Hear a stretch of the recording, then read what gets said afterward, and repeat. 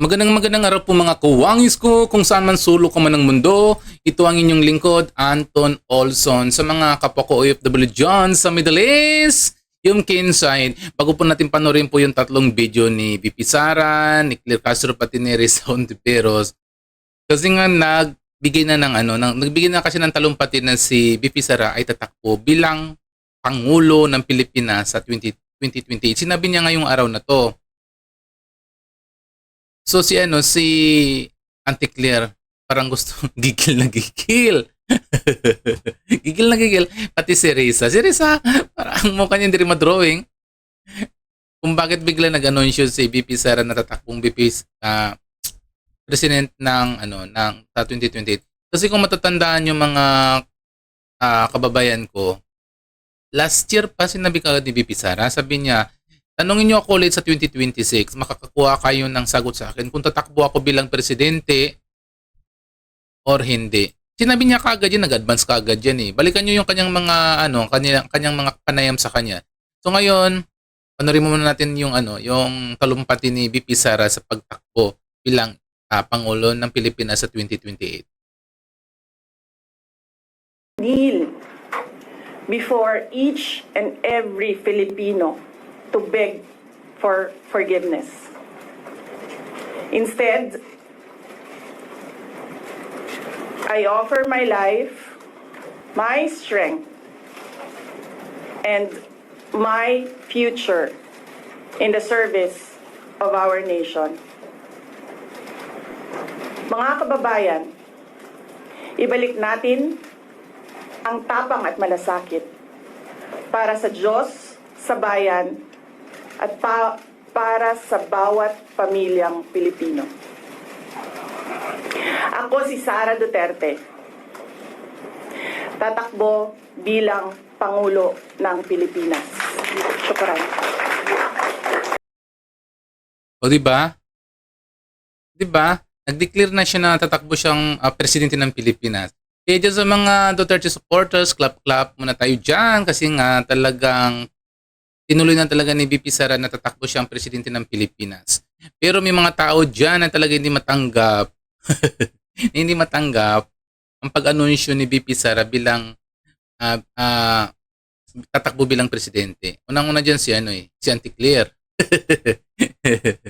Si Auntie Claire, gigil na gigil. Ito, panorin po natin ang kanyang mga sagot. Yung parang ang akala mo, kung pwede lang mambabato siya. Kung gusto lang niya mambato sa sobrang gigil kung bakit nag-anunsyo si VP Sara. Ito, panorin po natin.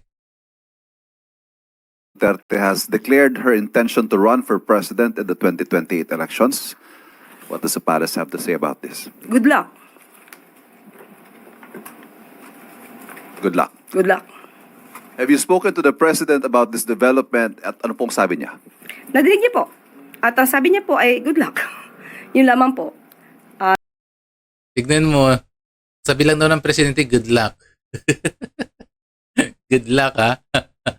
Kayo nga mag-good luck. If ever, kapag pala rin si VP Sara na manalo sa 2028 presidential election, kayo ang good luck. Yun lang masasabi sa inyo. Good luck sa inyo. Nadinig niya po ang mga sinabi na pinagsisisihan at humihingi ng patawaran itong sa Vice Presidente. At yun nga po, may mga bahagi nga yung kanyang pahayag that the palace might want to respond to. Unang-una, if I may quote, sa unang mga buwan ng aming mga termino, nakita ko na ang kawalan ng katapatan ni Bongbong Marcos Jr. sa mga pangako binitiwan ng kampanya. At kasunod po nito, humingi siya ng patawad kung tinulungan daw niyang mahalal si BBM bilang Pangulo. Okay, isa-isahin natin. Mas maganda po yan.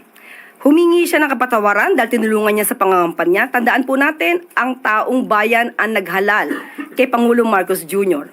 Kung ano man po ang natulong niya, pareho naman po sila nagtulungan dahil ito ay unity team. Kaya wag niya pong suluhin ang credit kung nanalo man ang Pangulo. At nakikita ngayon ng Pangulo, at rather ng mga kababayan natin, kung sino ba nagtatrabaho. Isang working president compared sa Vice Presidente. Tignan nyo, gigil na gigil. Pero tanggapin mo, Claire, ang totoo. Hindi ka pwede ihahalal ng taong bayan. dahil lang gusto mo siya. Walang ganun po, Claire Castro. Binoto lang yan ng taong bayan si BBM. Ito talagang real talk. Binoto lang si BBM dahil kay Sara Duterte. Ito yung yung mapamilya namin, binoto lang talaga si BBM dahil kay Sara Duterte kasi ang expectation nila, magiging maganda yung banding at hindi na pabalik sa dating sistema na ginawa ni Marcos Sr. noon at magkakaroon siya ng tinatawag na mas magandang pagbabago sa Pilipinas kasi naranasan na yung dati. Tapos ngayon, sasabihin mo, dahil hindi man nanalo si BBM, hindi nga nanalo si Marcos Jr. kay Leni Robredo eh. Diba? Kung wala ka, may sakit to sa utak, no? Tapos pakinggan nyo yung intonation ng boses niya. Gigil na gigil. Isa pa ho. Again, if I may quote, di ko kinaya maging bahagi ng 2025 budget na tadtad ng katiwalian. Pinili kong umalis sa gabinete kahit alam ko na since 2023 ang magiging kapalit ang aking impeachment. Pinag-uusapan po ba ang korupsyon, ang katiwalian? Siguro po dapat mauna muna na ihingi niya ng tawad kung ano man ang mga issue ng korupsyon at katiwalian at di umanong paglulustay ng confidential funds ng kanyang dalawang opisina at the time, OVP at ng DepEd.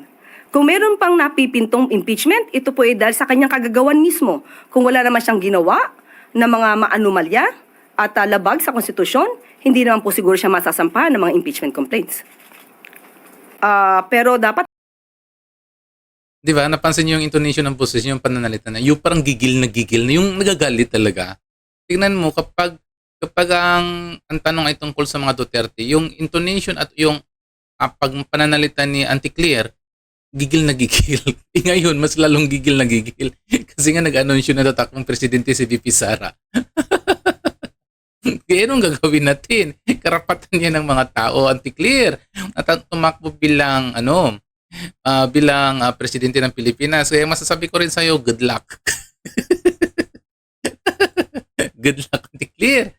Ewan ko kung hanggang kailan ka pa dyan sa Malacanang, sa pagdudug attack mo sa palasyo. So ito naman dito naman tayo kay Risa Hontiveros. Ito pala, gustong-gusto rin pala tumakbo bilang presidente ng Pilipinas si Risa Hontiveros. Kaya tignan mo, pagkatapos ng